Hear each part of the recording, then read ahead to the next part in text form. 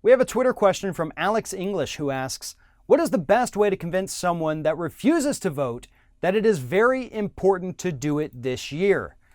I think the best way to do that is to explain to them what a democracy really is. Democracy is ruled by the people.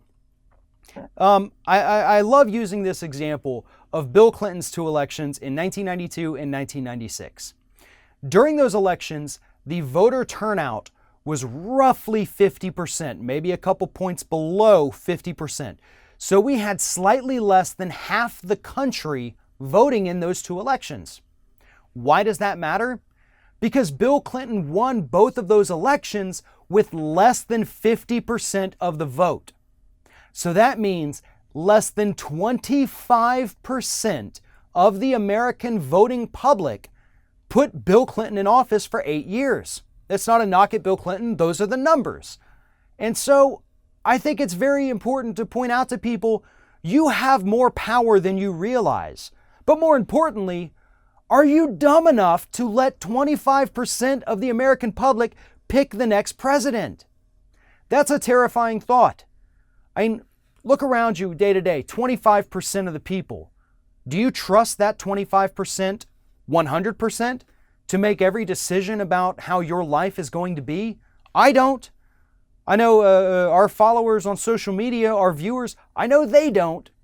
So you have to get out there and vote. Otherwise, we don't have a representative democracy. We have the illusion of representation. We're not going to let 1/4 of this country call all the shots.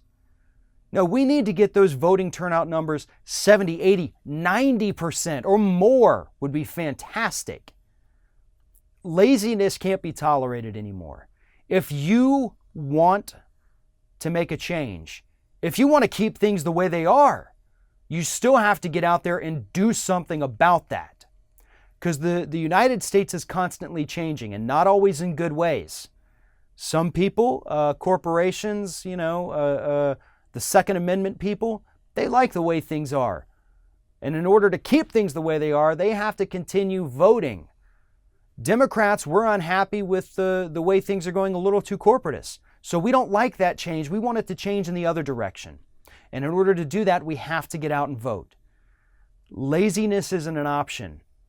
We know the election date. If you need to go ahead and schedule now that you're going to miss a little time off work or, change shifts, whatever you have to do, or if you can't, get an absentee ballot. Plenty of time to go ahead and do that so there are no excuses.